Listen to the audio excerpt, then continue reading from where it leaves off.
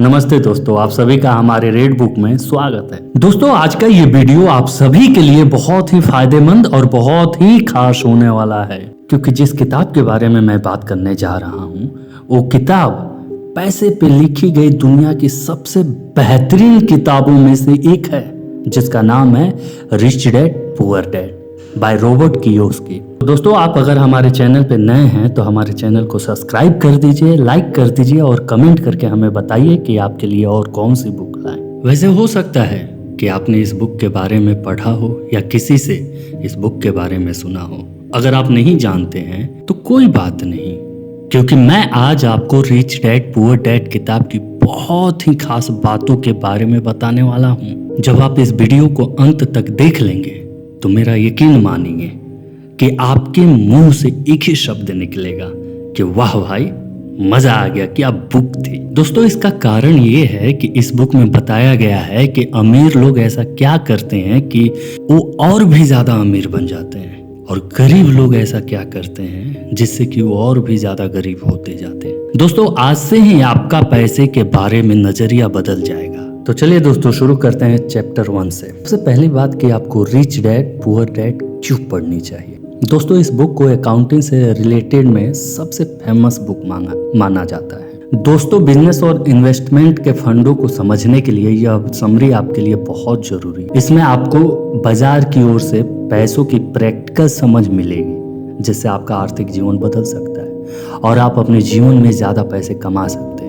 तो दोस्तों, सबसे पहले जानते हैं कि इस बुक के लेखक ने इस बुक का नाम rich dad poor dad he क्यों रखा। दोस्तों, ये बुक उनके पर्सनल अनुभव पर आधारित है। लेखक के पिता बहुत पढ़े लिखे थे और कड़ी मेहनत करते थे और ज्यादा सैलरी वाली नौकरी भी थी, लेकिन फिर भी तंगी हालत में ही थे। उनकी पूरी कमाई घर के खर्च और लोन को चुकाने में ही चली जाती थी। जब रॉबर्ट अपने पिता से किसी चीज की मांग करते थे तब पिता से हर बार यह जवाब सुनने को मिलता था कि पैसे क्या पेड़ पे उगते हैं। वही जब लेखक ने अपने करीबी दोस्त माइक के पिता को देखा तब उन्होंने देखा कि दोस्त के पिता अमीर थे और उनका एक बड़ा बिजनेस था, लेकिन उनके पास किसी कॉलेज की डिग्री नहीं थी, फिर भी वो आर्थिक रूप से संपन्न थे। दोस्तों, ये रिच डैड पुअर डैड किताब आपको यह बताती है कि अमीर लोग अपने बच्चों को ऐसा क्या सिखाते हैं जो गरीब और मिडिल क्लास वाले लोग अपने। चलिए, इस बुक को शुरू करने से पहले हम इस बुक के लेखक के बारे में जान लेते हैं। दोस्तों, रिच डैड पुअर डैड किताब की कहानी लेखक रॉबर्ट कियोसाकी के अनुभव के ऊपर आधारित है। इस किताब में वो अपने 2 पिताओं के बारे में लिखते हैं, जिनमें एक उनकी असली पिता हैं जिनको उन्होंने पुअर डैड का नाम दिया है, और दूसरे उनके मुंह बोले पिता हैं जो उनके जिगरी दोस्त माइक के पिता हैं, जिनको उन्होंने किताब में रिच डैड का नाम दिया है। दरअसल उनके असली पिता बहुत ही ज्यादा पढ़े लिखे और हार्ड वर्किंग हैं। पेशे से एक टीचर होने के नाते फाइनेंशियली काफी कमजोर है, इसीलिए किताब में लेखक ने उनको पुअर डैड कहकर बुलाते हैं। वही उनके मुंह बोले पिता सिर्फ 2वीं पास हैं, लेकिन फाइनेंशियली काफी स्ट्रॉन्ग है, इसीलिए रॉबर्ट कियोसाकी जी उनको किताब में रिच डैड कहकर बुलाते हैं। इस पूरी कहानी में रॉबर्ट के रिच डैड उन्हें उनके जिंदगी के अलग अलग पड़ाव पे 30 साल तक 6 ऐसी अहम शिक्षाएं देते हैं जो कि लाइफ में कामयाबी हासिल करने के लिए, अमीर बनने और हमेशा अमीर बने रहने के लिए बहुत जरूरी है। दोस्तों, रॉबर्ट कियोसाकी जी ने रिच डैड के द्वारा बताए गए 6 लेसन्स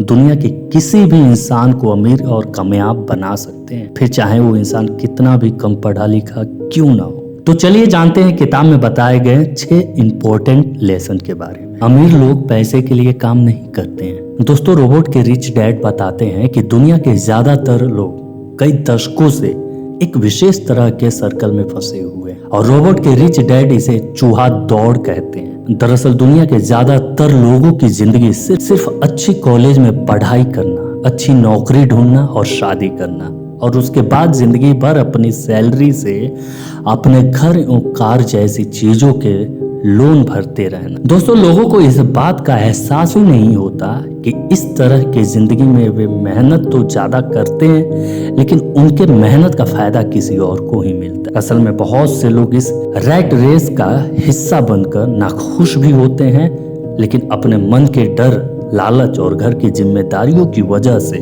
वे मजबूरी में इसका हिस्सा बने रहते हैं। जाते हैं। दोस्तों, रिच डैड कहते हैं कि हमें सबसे पहले अपने डर को खत्म करना है, रैट रेस से बाहर निकलना चाहिए और फिर कुछ ऐसा करना चाहिए जिसमें आप पैसे के लिए काम नहीं करें बल्कि पैसा आपके लिए काम करे।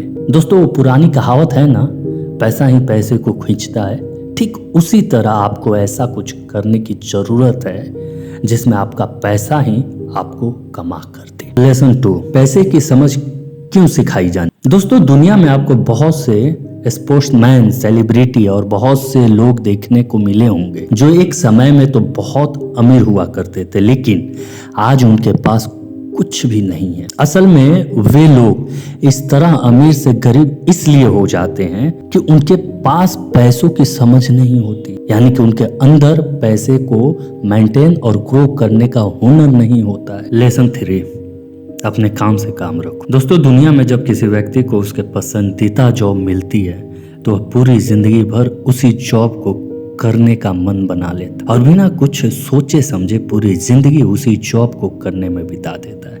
रोबोट के रिच डैड कहते हैं कि दुनिया का कोई भी व्यक्ति चाहे तो अपने जॉब के साथ दूसरी कोई और काम भी कर सकता है और अपने बिना जॉब को छोड़े नई बिजनेस और अपने एम्पायर का राजा बन सकता है। दोस्तों, अब इस बात को समझने के लिए दुनिया की सबसे बड़ी फास्ट फूड कंपनी मैकडोनल्ड्स के फाउंडर रेस रॉक्स का उदाहरण ले। अगर हम में से किसी को भी ये प्रश्न पूछा जाए कि रैक रॉक्स किस बिजनेस से पैसा कमाते हैं, तो हम सभी का जवाब ये होगा कि वो उनके फास्ट फूड बिजनेस से पैसा कमाते हैं। असल में रेक रॉक जी का मुख्य व्यवसाय मैकडोनल्ड्स का नहीं बल्कि रियल एस्टेट का है और वे रियल एस्टेट से ही ज्यादा पैसा कमाते हैं। मैकडोनल्ड के बिजनेस को बड़ा करते हैं और वे आज दुनिया के अंदर सबसे बड़े रियल एस्टेट ऑनर बन चुके हैं। यानी कि फास्ट फूड का बिजनेस करते करते ही उन्होंने अपने रियल एस्टेट का एक ऐसा साम्राज्य खड़ा कर दिया है जो आज उन्हें सच में अमीर बनाता है। इसके लिए लेखक के द्वारा कुछ उदाहरण दिए हुए हैं, जैसे कि खुद का बिजनेस शुरू करना, म्यूचुअल फंड या स्टॉक मार्केट में इन्वेस्ट करना और रियल एस्टेट में इन्वेस्ट करना। दोस्तों, इनमें से कोई भी एक तरीके को अपनाकर आप अपने लिए नई एक सोर्स ऑफ इनकम बना सकते। यहाँ तक कि रिच डैड तो हर व्यक्ति को ऐसा करने की सजेशन देते हैं, क्योंकि ऐसा करने पर ही कोई व्यक्ति रिच और कामयाब बन सकता है। Lesson number 3। दोस्तों, इस लेसन में रिच डैड टैक्स का इतिहास बताकर ये कहते हैं कि टैक्स असल में अमीर और गरीब के बीच में फर्क को खत्म करने के लिए बनाया गया सिस्टम था। यानी कि शुरुआत में सिर्फ अमीर लोगों के ऊपर ही टैक्स लगता था और टैक्स के उन पैसों को गरीबों की सुविधाओं पर खर्च किया जाता था। लेकिन समय के साथ धीरे धीरे मिडिल क्लास और अपर मिडिल क्लास लोग, और आज की बात करें तो यह मामला पूरी तरह से उल्टा हो चुका है, क्योंकि अमीर लोग अपने दिमाग और चालाकी का इस्तेमाल करके खुद को टैक्स देने से बचा लेते हैं और सरकार के खाते में जो टैक्स जमा होता है वह सिर्फ मिडिल क्लास और अपर मिडिल क्लास लोगों के द्वारा जमा होता है। बड़े बिजनेसमैन और उद्योगपति पहले पैसा कमाते हैं और उसके बाद उस पैसे से अपनी जरूरतों और ख्वाहिशों को पूरा करते हैं और बाद में जो कुछ भी थोड़ा सा हिस्सा रहता है उससे वो टैक्स पे करते हैं। वहीं पे मिडिल क्लास परिवार के लोग पैसा कमाने के साथ टैक्स भरते हैं और अंत में जो कुछ भी बचता है उससे अपनी जरूरतों और ख्वाहिशों को पूरा करते हैं। Lesson number 4। अमीर लोग पैसे का आविष्कार करते हैं। दोस्तों, Jeff Bezos, Bill Gates, Mark Zuckerberg, Elon Musk, Bharat की अगर बात की जाए तो धीरू भाई अंबानी, शिव नाडार और मुकेश अंबानी, ये कुछ ऐसे लोगों के नाम हैं जिन्होंने दुनिया के अंदर एक ऐसा बिजनेस लेकर आए, या फिर ऐसा कहें कि उन्होंने दुनिया के अंदर एक ऐसे आइडियाज को लेकर आए जिसके बारे में इनसे पहले किसी ने भी नहीं सोचा था। और इसी आइडिया की वजह से इन सभी लोगों ने पैसों का आविष्कार किया। इससे पहले मार्केट में मौजूद किसी भी अवसर को कोई और खोजे, उससे पहले इन लोगों ने उस अवसर को खोजा और उस पर तुरंत एक्शन लिया। दोस्तों, इसलिए ऐसा कहा जाता है कि इन सभी लोगों ने पैसा कमाया नहीं बल्कि पैसों का आविष्कार किया, क्योंकि उन्होंने दुनिया में उन चीजों को लेकर आए जो जहां पर पहले से मौजूद नहीं थी। इसी तरह आपको सिर्फ पैसे कमाने के बारे में ही नहीं सोचना है, बल्कि पैसे का आविष्कार करने के बारे में सोचना है। लेसन नंबर 5, अमेरिका में न जाने ऐसे कितने आदमी होंगे जो मैकडोनल्ड के प्राइस में ही उससे बहुत अच्छा मैकडोनल्ड बनाकर बेचते होंगे, लेकिन अपने किसी आइडिया को कैसे बड़े स्तर पे कैसे बेचा जाए इसे समझ सभी लोगों के पास नहीं होती है। तभी वो मैकडोनल्ड से भी अच्छा बर्गर बनाने के बावजूद भी उसको सिर्फ लिमिटेड एरिया में और लिमिटेड कॉर्पोरेट में ही बेच पाते हैं, जबकि मैकडोनल्ड कंपनी पूरी दुनिया के अंदर बिना किसी लिमिट के